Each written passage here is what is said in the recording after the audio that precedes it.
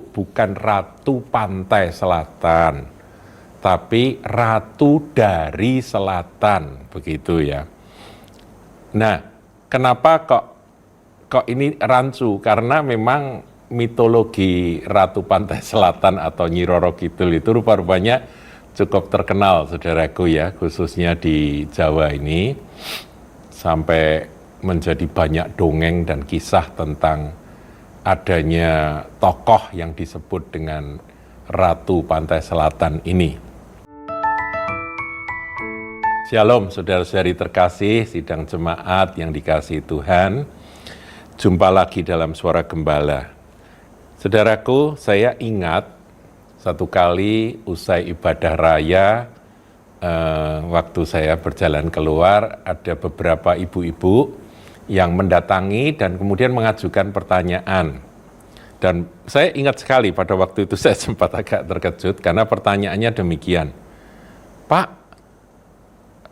apa benar bahwa di dalam Alkitab itu disebut tentang Ratu Pantai Selatan? Saya kaget, saudara. Kemudian saya teringat akan ayat yang memang tertulis di dalam Injil. Kemudian segera saya mengoreksi, saya berkata, Bu, salah Bu, bukan Ratu Pantai Selatan, tapi Ratu dari Selatan, begitu ya. Nah, kenapa kok ini rancu? Karena memang mitologi Ratu Pantai Selatan atau Nyi Roro Kidul itu rupa-rupanya cukup terkenal, saudaraku ya, khususnya di Jawa ini, sampai menjadi banyak dongeng dan kisah tentang adanya tokoh yang disebut dengan Ratu Pantai Selatan ini. Bukan ada filmnya ya, saudara. Tapi apa yang tertulis dalam Alkitab itu sama sekali nggak ada hubungannya dengan Nyi Roro Kidul. Jadi saudara harap ngerti bahwa ini nggak ada hubungannya. Namanya mirip, saudara. Kalau itu Ratu Pantai Selatan, ini Ratu dari Selatan, begitu ya. Ayatnya ada di Matius 12, ayat yang ke-42. Coba saya bacakan. Pada waktu penghakiman, Ratu dari Selatan itu akan bangkit bersama angkatan ini, dan ia akan menghukumnya juga, sebab Ratu ini datang dari ujung bumi untuk mendengar hikmat Salomo.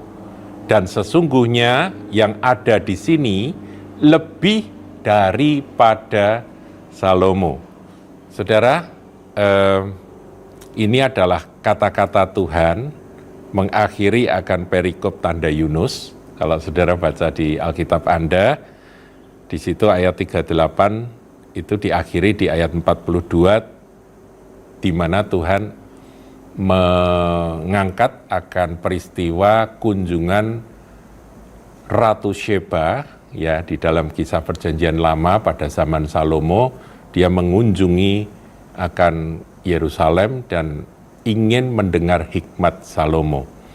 Nah, tentunya ini tidak berdiri sendiri karena ini adalah jawaban Tuhan Yesus terhadap pertanyaan orang-orang Farisi dan ahli-ahli Taurat yang minta tanda kepada Tuhan Yesus. Dan Tuhan mengangkat sebetulnya dua kisah di Perjanjian Lama. Yang satu adalah kisah Yunus dan Niniwe, kemudian yang kedua adalah Ratu Sheba atau Ratu dari Selatan yang pada waktu itu mengunjungi Salomo. Nah, dikatakan di sini bahwa Ratu tersebut nanti akan bangkit dan dia bersama dengan angkatan ini, yaitu angkatan dari orang-orang yang bertanya pada Yesus itu, dan menghukum mereka. Artinya Ratu ini nanti akan berbicara, dia akan bersaksi, begitu. Nanti saya akan jelaskan soal itu. Nah, kita akan lihat terlebih dahulu peristiwanya, saudaraku, di mana Ratu Sheba itu berkunjung kepada Salomo. Karena apa? Karena Salomo ini sangat termasyhur, terkenal dengan kebijaksanaan, hikmatnya yang luar biasa. Nah, kita lihat di dalam 1 Raja-Raja 10. Ketika Ratu negeri Sheba mendengar kabar tentang Salomo berhubung dengan nama Tuhan. Ini perlu digarisbawahi, berhubung dengan nama Tuhan. Jadi sebetulnya yang dikejar, yang dicari oleh Ratu Sheba itu adalah Tuhan. Tuhannya Salomo ini berhubung dengan nama Tuhan. Tuhan di situ Tuhan huruf besar, dalam bahasa Ibraninya adalah Yod-Heh-Woheh, yaitu Yahweh atau Yehova. Maka datanglah ia hendak mengujinya dengan teka-teki. Kata teka-teki itu dalam terjemahan bahasa Inggris dipakai istilah hard question, jadi pertanyaan yang sulit, ya, pertanyaan yang sulit-sulit untuk dijawab. Ia datang ke Yerusalem dengan pasukan pengiring yang sangat besar, dengan unta-unta yang membawa rempah-rempah, yaitu benda yang mahal harganya dan benda-benda yang biasanya dijadikan upeti atau persembahan dari raja satu kepada raja yang lain. Sangat banyak emas. Kenapa kok disebut sangat banyak? Nanti kita akan hitung emas yang dibawa dari Sheba, negeri Sheba, oleh Ratu Sheba itu berapa jumlahnya. Nanti saya akan ajak saudara menghitung, ya. Batu permata yang mahal-mahal. Batu permata mahal, saudaraku, ya, ada mira, ada zamrud, ada apalagi ya mata kucing atau apa saja. Saudara tahu ya, yang suka batu permata itu, precious stones itu mahal-mahal harganya. Setelah ia sampai kepada Salomo, dikatakan-nyalah segala yang ada dalam hatinya kepadanya. Dan Salomo menjawab segala pertanyaan ratu itu, dan bagi raja tidak ada yang tersembunyi, yang tidak dapat dijawabnya untuk ratu itu. Ya, kita nanti sudah bisa baca sendiri bagaimana Ratu Sheba itu terkagum-kagum dengan hikmat Salomo yang menjawab setiap pertanyaannya, dan kemudian juga melihat bagaimana Raja Salomo itu mengatur akan istananya, mengatur pegawai-pegawainya. Wah, dia terkagum-kagum, luar biasa ini raja yang satu ini, ya. Demikian, saudaraku, dan itulah peristiwa yang dicatat dalam Alkitab. Tapi saya sempat lihat di dalam Wikipedia, rupanya yang memasukkan itu bukan orang Kristen, jadi dasarnya tidak melulu Alkitab. Dikatakan Ratu Sheba, kemudian Bilqis, yaitu memang versi dari kitab suci Al-Quran, Bilqis, istrinya Salomo. Nah, apakah benar terjadi kisah asmara antara Ratu Sheba dengan Salomo? Itu tidak terdapat di dalam Alkitab. Itu saja jawaban saya. Jadi yang tidak terdapat dalam Alkitab, anggap aja itu dongeng tambahan, saudaraku, ya. Nah, saya akan ngajak saudara membaca ayat 9. Ini yang tertulis dalam firman Tuhan. Terpujilah Tuhan Allahmu yang telah berkenan kepadamu sedemikian, sehingga ia mendudukkan engkau di atas tahta kerajaan Israel. Jadi akhirnya Ratu Sheba ini memuliakan siapa, saudara? Bukan Salomo. Dia kagum pada hikmat Salomo, tapi dia tahu bahwa hikmat Salomo itu datangnya dari Tuhan Allahnya Salomo. Jadi dia akhirnya berjumpa dengan Tuhannya Salomo. Ini yang perlu kita garis bawahi, saudaraku. Dia berkata, terpujilah Tuhan Allahmu yang telah berkenan kepadamu sedemikian, sehingga ia mendudukkan engkau di atas tahta kerajaan Israel. Karena Tuhan mengasihi orang Israel untuk selama-lamanya, maka ia telah mengangkat engkau menjadi raja untuk melakukan keadilan dan kebenaran. Saudaraku, keadilan dan kebenaran merupakan cita-cita, sasaran, dan fokus dari seorang pemimpin negara. Seperti Sheba ini, Ratu Sheba ini. Dan dia belajar dari sana. Ayat 10, saudara, tadi saya janji ya, saya janji untuk ngajak saudara hitung-hitungan akan persembahan yang dibawa oleh Ratu Sheba itu untuk Raja Salomo. Lalu diberikannya kepada raja 120 talenta emas. Emasnya dulu saya ajak Anda menghitung. 120 talenta emas. 1 talenta emas itu kurang lebih 34 kilogram.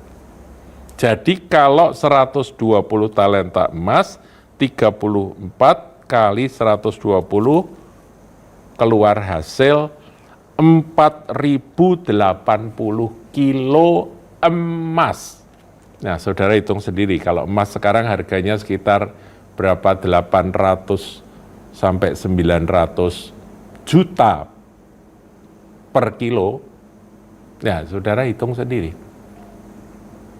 Berapa uang yang dibawa, nilai dari emas yang dibawa oleh Ratu Sheba itu perjalanan yang tidak singkat, saudaraku.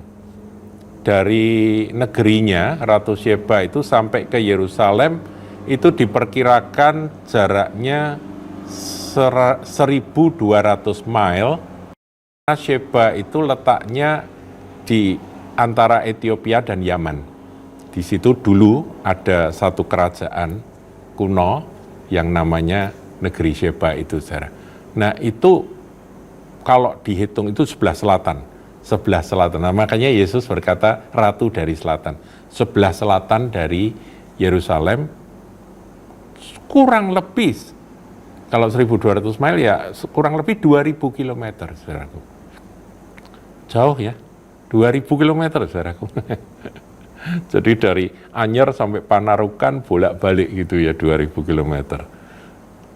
Ya, dengan membawa onta-onta, ontanya itu dimuati emas. Emasnya di total 4 ton lebih.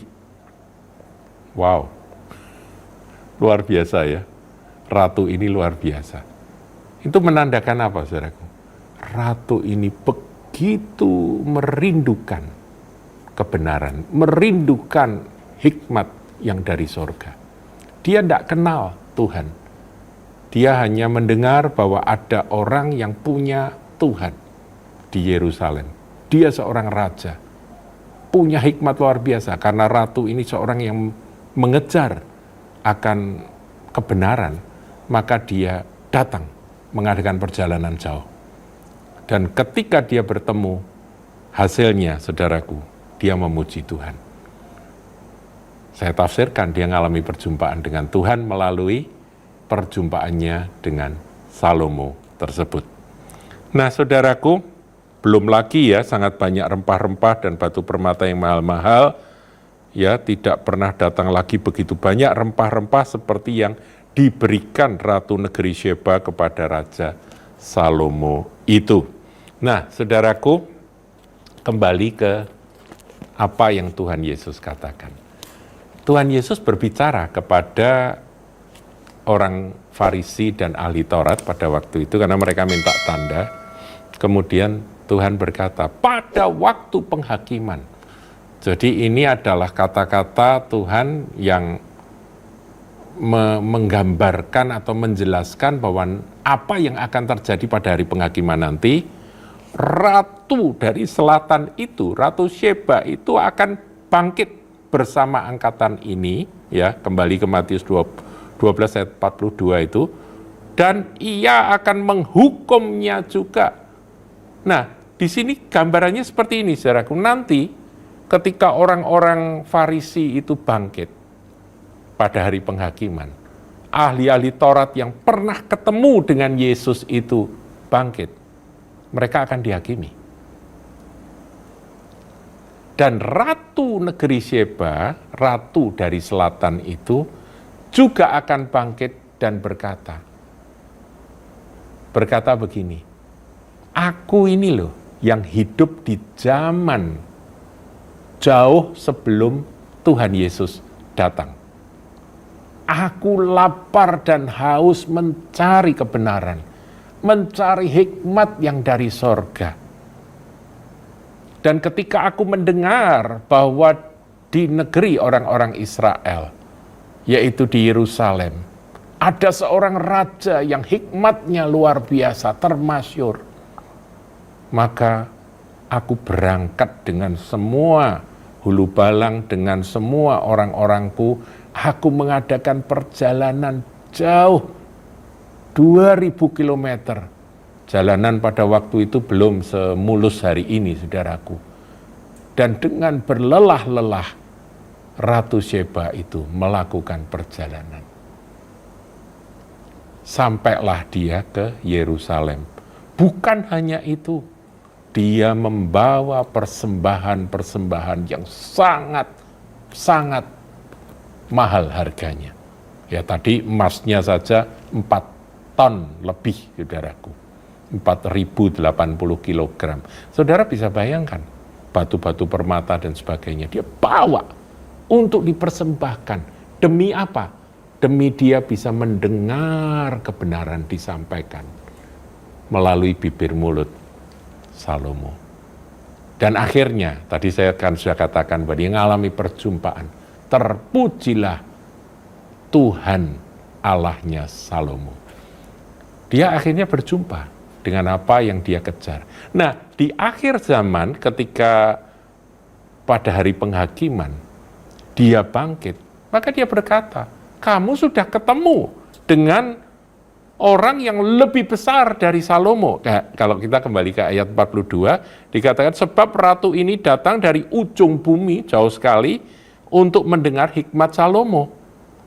Dan sesungguhnya yang ada di sini lebih daripada Salomo. Nanti Ratu Sheba itu akan berkata begini, hei kamu orang Farisi, hei kamu ahli-ahli Taurat, kamu sudah ketemu dengan Mesias, kamu sudah ketemu pribadi yang adalah juru selamat dunia yang jauh lebih besar daripada Salomo yang dulu aku kejar. Tetapi kamu tidak percaya.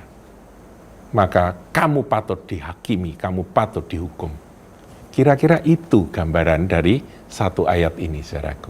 Apa yang akan terjadi? Mengapa dikatakan ratu itu nanti akan menghukumkan mereka?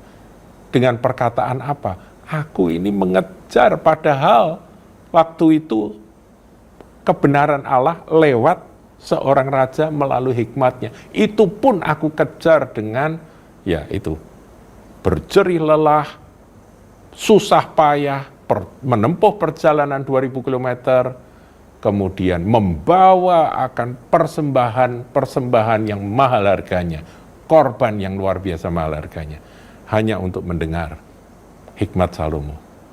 Sekarang kamu sudah ketemu dengan sang hikmat sendiri. Bukankah Yesus Kristus adalah hikmat Allah sendiri? Juru selamat dunia, Mesias yang dinanti-nantikan oleh orang Israel. Dan kamu menolak dia, kamu tidak percaya, maka kamu patut dihukum. Ngerti ya saudaraku ya? Kira-kira itu pesan dari Ratu dari Selatan. Bukan Ratu Pantai Selatan ya, bukan Nyi Roro Kidul, saudaraku. Demikian firman Tuhan. Tuhan Yesus memberkati. Jangan lupa like, comment, share, dan subscribe channel GKBK Hal Semarang.